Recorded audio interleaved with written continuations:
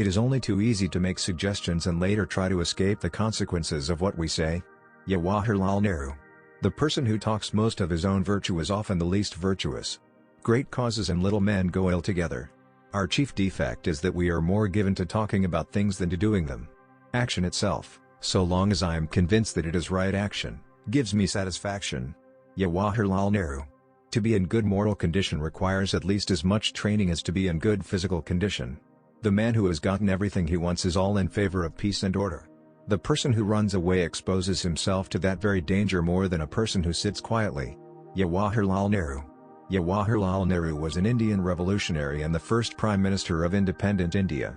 He collaborated with great nationalist leaders to demand independence from the British rule. He participated actively in uniting the suffering masses for the nationalist movement for freedom. He became the General Secretary of the Congress, and with Gandhi as his mentor he became the face of many revolutionary movements. He was imprisoned many times for these movements and was tortured to assure independence to India. His contributions made him the first Prime Minister of India. He worked very hard to develop the country and assure democracy and equality to the citizens. He laid the stepping stones of various fields including education and defense. Under his rule, Pakistan failed to capture Kashmir and the Portuguese left Goa. He was honored with the Bharat Ratna Award, which is the highest civilian honor, for his significant contributions in the freedom struggle. His writings, thoughts, work, books and speeches are still followed and revered by masses. He shared his views and thoughts through his speeches, books and writings. Much of what he said or wrote became quite popular and people quote and share his thoughts on several topics quite often. Go through some of the most notable quotes by Jawaharlal Nehru, the leader who shaped India. A leader or a man of action in a crisis almost always acts subconsciously and then thinks of the reasons for his action. If any person raises his hand to strike down another on the ground of religion, I shall fight him till the last breath of my life, both as the head of the government and from the outside. Blood and tears are going to be our lot, whether we like them or not. Our blood and tears will flow, maybe the parched soil of India needs them so that the fine flower of freedom may grow again. Most of us seldom take the trouble to think. It is a troublesome and fatiguing process and often leads to uncomfortable conclusions. But crises and deadlocks when they occur have at least this advantage, that they force us to think. Great causes and little men go ill together. Jawaharlal Nehru, famous as first PM of India and freedom fighter, born on November 14, 1889, died on May 27, 1964, born in Allahabad, died at age 74. We live in a wonderful world that is full of beauty, charm and adventure. There is no end to the adventures that we can have if only we seek them with our eyes open. Jawaharlal Nehru. Life is like a game of cards. The hand you are dealt is determinism, the way you play it is free will. Culture is the widening of the mind and of the spirit. The art of a people is a true mirror to their minds. Without peace, all other dreams vanish and are reduced to ashes. Jawaharlal Nehru.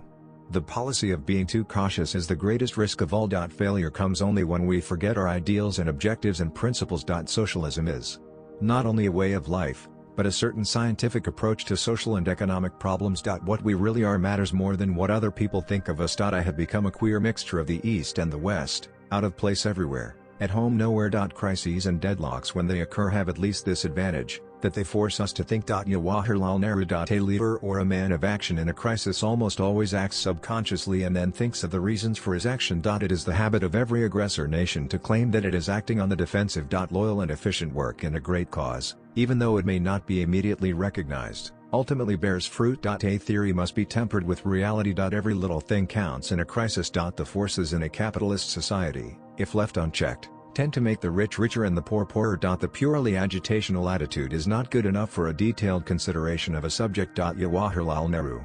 Time is not measured by the passing of years but by what one does, what one feels, and what one achieves. Ignorance is always afraid of change. Peace is not a relationship of nations. It is a condition of mind brought about by a serenity of soul. Peace is not merely the absence of war. It is also a state of mind. Lasting peace can come only to peaceful people. Jawaharlal Nehru. A moment comes, which comes but rarely in history, when we step out from the old to the new, when an age ends, and when the soul of a nation long suppressed finds utterance. Action to be effective must be directed to clearly conceived ends. Facts are facts and will not disappear on account of your likes. Democracy and socialism are means to an end, not the end itself. Citizenship consists in the service of the country. The only alternative to coexistence is co-destruction. Obviously, The highest type of efficiency is that which can utilize existing material to the best advantage. Jawaharlal Nehru. You don't change the course of history by turning the faces of portraits to the wall. Democracy is good. I say this because other systems are worse. Let us be a little humble, let us think that the truth may not perhaps be entirely with us. Jawaharlal Nehru. There is perhaps nothing so bad and so dangerous in life as fear. Pt. Jawaharlal Nehru was born in Allahabad on November 14, 1889. He received his early education at home under private tutors. At the age of 15, he went to England and after 2 years at Harrow, joined Cambridge University where he took his tripos in natural sciences. He was later called to the bar from Inner Temple. He returned to India in 1912 and plunged straight into politics. Even as a student, he had been interested in the struggle of all nations who suffered under foreign domination. He took keen interest in the Sinn Féin movement in Ireland. In India, he was inevitably drawn into the struggle for independence. In 1912, he attended the Bankipur Congress as a delegate, and became secretary of the Home Rule League, Allahabad in 1919. In 1916 he had his first meeting with Mahatma Gandhi and felt immensely inspired by him. He organized the first Kisan March in Pratapgarh district of Uttar Pradesh in 1920. He was twice imprisoned in connection with the non-cooperation movement of 1920-22. Pt. Nehru became the General Secretary of the All India Congress Committee in September 1923. He toured Italy, Switzerland, England, Belgium, Germany and Russia in 1926. In Belgium, he attended the Congress of Oppressed Nationalities in Brussels as an official delegate of the Indian National Congress. He also attended the 10th anniversary celebrations of the October Socialist Revolution in Moscow in 1927. Earlier, in 1926, at the Madras Congress, Nehru had been instrumental in committing the Congress to the goal of independence. While leading a procession against the Simon Commission, he was lathi-charged in Lucknow in 1928. On August 29, 1928 he attended the All-Party Congress and was one of the signatories to the Nehru Report on Indian Constitutional Reform, named after his father Shri Motilal Nehru. The same year, he also founded the Independence for India League, which advocated complete severance of the British connection with India, and became its General Secretary. In 1929, Pt. Nehru was elected President of the Lahore session of the Indian National Congress, where complete independence for the country was adopted as the goal. He was imprisoned several times during 1930-35 in connection with the Salt Satyagraha and other movements launched by the Congress. He completed his autobiography in Almora jail on February 14, 1935. After release, he flew to Switzerland to see his ailing wife and visited London in February to March, 1936. He also visited Spain in July 1938, when the country was in the throes of civil war. Just before the court break of the Second World War, he visited China too. On October 31, 1940 Pt. Nehru was arrested for offering individual satyagraha to protest against India's forced participation in war.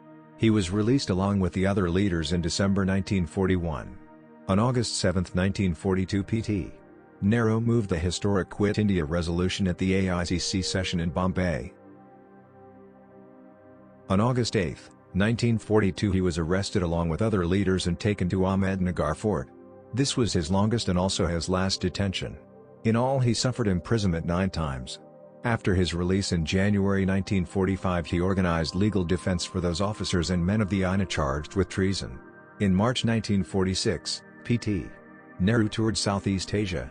He was elected President of the Congress for the 4th time on July 6, 1946 and again for 3 more terms from 1951 to 1954. Jawaharlal Nehru, early life, family, and education. Jawaharlal Nehru was born in a Kashmiri Brahmin family. His father Motilal Nehru was a renowned lawyer and leader of the Indian independence movement. He was also one of the prominent associates of Mahatma Gandhi. Jawaharlal Nehru was the eldest son of Motilal Nehru out of 4 children and 2 of whom were girls. He completed his early education until the age of 14 at home under private tutors. At the age of 15, he went to England at Harrow School. After 2 years, he went to Trinity College, Cambridge, and earned an honours degree in natural sciences. At the Inner Temple, London, he had completed his studies for a barrister. He spent 7 years in England but was very confused and always felt that he is in a half home neither in England nor in India.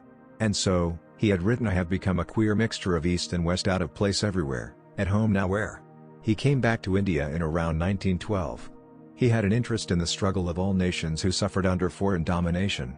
In 1916, he married Kamala Kaul and settled in Delhi. In 1917 Indira Priyadarshini Indira Gandhi was born. Jawaharlal Nehru, political journey. He attended the Bankipur Congress as a delegate in 1912. In 1919, he became the secretary of the Home Rule League, Allahabad. In 1916 the first time he met with Mahatma Gandhi and was immensely inspired by him. In 1920 he organized the first Kisan March in the Pratapgarh district of Uttar Pradesh. Due to the non-cooperation movement 1920-22 he was imprisoned twice. In September 1923 he became the General Secretary of the All India Congress Committee. In 1926 he toured Italy, Switzerland, England, Belgium, Germany and Russia. As an official delegate of the Indian National Congress he had attended the Congress of Oppressed Nationalities in Brussels and Belgium. In 1927 he attended the 10th anniversary celebrations of the October Socialist Revolution in Moscow. During the Simon Commission in 1928, he was lathi charged in Lucknow. He attended the All-Party Congress on August 29, 1928 and was one of the signatories to the Nehru Report on Indian constitutional reform that was named after his father Srimati Lal Nehru.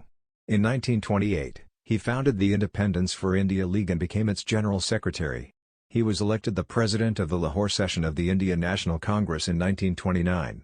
In this session only, the complete goal for the independence of the country was adopted.